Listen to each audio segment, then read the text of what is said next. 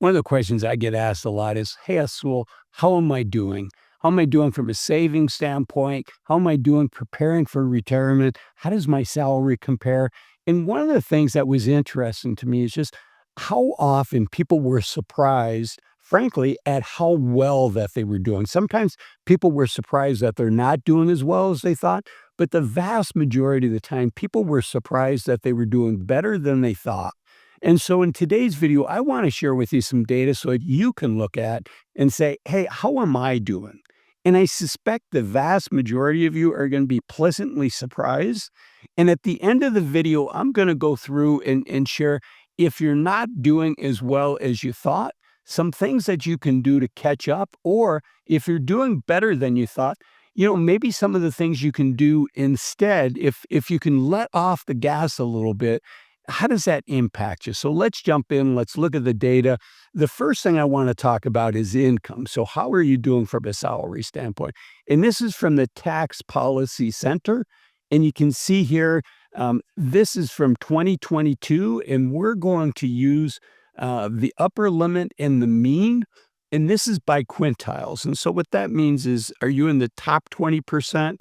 Are you in the next category? Are you in the median, which would be the third category? Or are you in the top 40% or maybe even in the top 20%? So let's start off from the lowest quintile up. We're going to look at the 2022 data. And you can see here that the mean, the average is six. This is 2022 data. The lowest 20% is 16,120. And the upper limit on that is $30,000. So if you're in that category, that means you're in the lowest 20%. The next category is the second quintile, which is almost $45,000 a year from an income standpoint. Um, and the upper category is almost 60,000. Then if you're in the middle, which would be the median, so look at this for the median household salary, that's $75,000 up almost to $95,000. Then the people in the upper 40%, that starts at about $120,000 and goes up to $150,000. And then finally, people in the top quintile, the average there is about $280,000. Okay, the next set of data is by age, because I just gave it to you for everybody, and likely a 30-year-old is making less than a 45-year-old. So looking at this by age is really important. And you can see here, let's start off looking at the median. So the median salary for a 25-year-old is $45,000 a year. You can see to be in the top 10%, that 25-year-old would be needing to make almost $95,000 a year, $93,000. To be in the top 5% would be $115,000, and then to be in the top 1% would be $200,000, which would be really good money for a 25-year-old. Now, we're going to get to savings and net worth in a second, but let's go through the rest of these age groups. 35 years old, the median is $61,000. The top quartile would be at $100,000. The top 10% would be $150,000, and you can read the rest of the numbers there. For a 45-year-old, the median is right at $60,000 again, another $100,000. So it really between 35 and 45 stays the same. At 55, you can see the median jumps a little bit up to $65,000. Again, the top quartile, the median salary would be $100,000, $150,000 to be in the top 10%, and then $200,000 to be in the top 5%. And the top 1% are making $350,000 or more. And then finally, for 65-year-olds, you can see the median here is $55,000. So it actually goes down a little bit. And I think that's unfortunately because ageism is alive and well in the United States. Then to be in the upper quartile, you can see that again has dropped about $85,000 a year. And then the upper 10%, the upper 1%, that stays pretty constant across the board, although the upper 1% actually has a pretty healthy jump from making $350,000 to $450,000. And those are likely professionals that have a high degree of specialty, maybe a doctor, an attorney, something like that, or might be a business owner and it took 10, 20, 30 years to really get the business to take off. But now let's look at savings. And you're going to be surprised by this. So, how much have American families saved for their retirement? You can see it's almost half, unfortunately, of all Americans have $0 saved for retirement. This is from the Wall Street Journal. And then under $10,000, that's another 9%. So now we're at almost 60% of Americans have under $10,000 saved for retirement. Under $50,000, we add another 13%. So now we're at about 72%. 50 to $100,000 is another 7.4%. So it's about 80% of Americans have less than $100,000 saved for retirement. You can see the 100,000 to 500,000, that's only 14%. The 500,000 to a million, that's 4%. And then a million to 5 million, that's another 3.1%. So it's about 20% of Americans have 20% of Americans have over $100,000 saved for retirement. Now, here's the interesting thing, and that is your retirement savings is not your only net worth. And for many people, for most people, the difference between your savings and your net worth, for most of us, it has to do with the equity in our home. And so for the equity in our homes, for that, I want to look at net worth. And this is from the Federal Reserve. Every 3 years, the Federal Reserve does a study that shows us our net worth. What I like about this is it shows us our median net worth. And so you can see, again, this is going to differ based on age. But for people that are less than 35 years old, it's a little under $40,000. And then 35 to 44, it's a little over $135,000, their total net worth, which would be their taxable savings, their retirement savings, and the home equity in their home.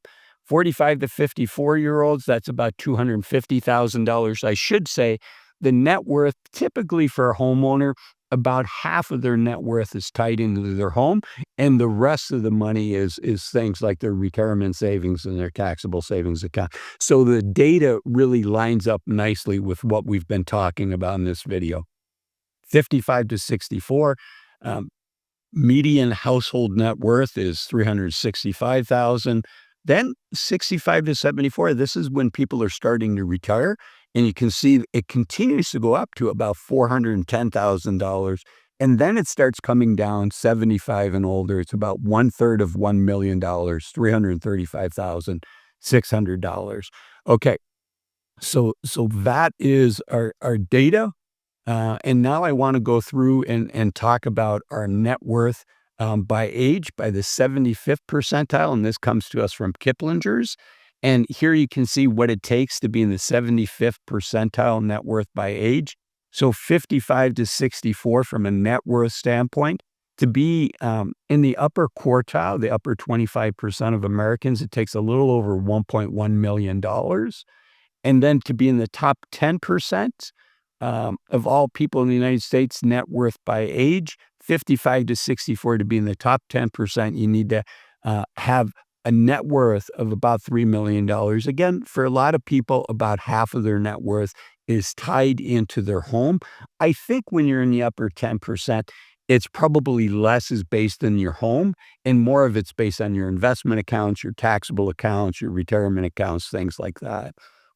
And then finally, this shows the chart of what percent of Americans are in the middle class. And the bad news here is since 1971, so over the last 40 years, 71 to 2021 is the latest data by Pew Research, you can see that number, the middle income class, has gone from 61% to only 50% of Americans. Now, part of the good news is 7 percentage points of that was people moving up out of middle income into upper income, going from 14% of Americans to 21%. And then unfortunately, on the lower end, we've also seen that go up, in that case, 4 percentage points. So if you're doing not as well as what you hoped, you do what you can. I think the gold standard is to try to save 20%. I know that sounds very ambitious, and it is. It's not easy to do. But one of the things, if you're not doing that now, one of the things you can start doing is every time you get a raise, every time you get a promotion, every time you get a bonus, think about maybe half of that money going to current you and allowing it to fund your expenses, and the other half of that going to future you to start increasing the amount that you're saving. One of the things I used to tell my clients is the 50-30-20 rule. 50% of your take home pay should be for your necessities in life, paying your rent or your mortgage, paying your utility bill, your groceries, and then 30% would be for the wants in life, taking a nice vacation, going out to eat, things like that, the cardboard boxes that show up on our front porch. So 50 and 30, and if we can do that, that leaves us 20% of our after-tax take-home pay to try to save. So if you're not where you want to be, that's what to think about. If you are where you want to be, if you're looking at these numbers and saying, "Hey, I feel pretty good," then one thing to think about is over time, as you get closer to retirement, maybe when you're 2 years away, 3 years away, 1 year away, 6 months away, think about starting to transition into spending mode. Because if you're way ahead of where you thought you were, you're probably a super saver, and it can be difficult for super savers to transition from being a saver into being a spender. So that's something to think about before retirement comes. So whether you're behind schedule or you're ahead of schedule, an important thing is to have a financial plan. So you know where you are on your journey towards your goals. And the gold standard for coming up with a financial plan is to work with a fiduciary financial advisor. Many people in my audience say, "Hey, well, I'm just not going to do that." If that's you, because it can be expensive, it can be 1% of the assets that the advisor is managing. If that's you, I urge you, instead of building your financial plan in Excel or Google Sheets, I urge you to think about using software that's designed for you to help you build a robust plan that you can easily do what if scenarios. The software I like is called Bolden. It used to be called New Retirement. And if you use this link here, you'll be supporting the channel. This video is not sponsored by Bolden, but I am an affiliate. If you like this video, the YouTube algorithm says this is the next video of mine specifically for you that you should watch next. Thanks for watching this one. Bye-bye.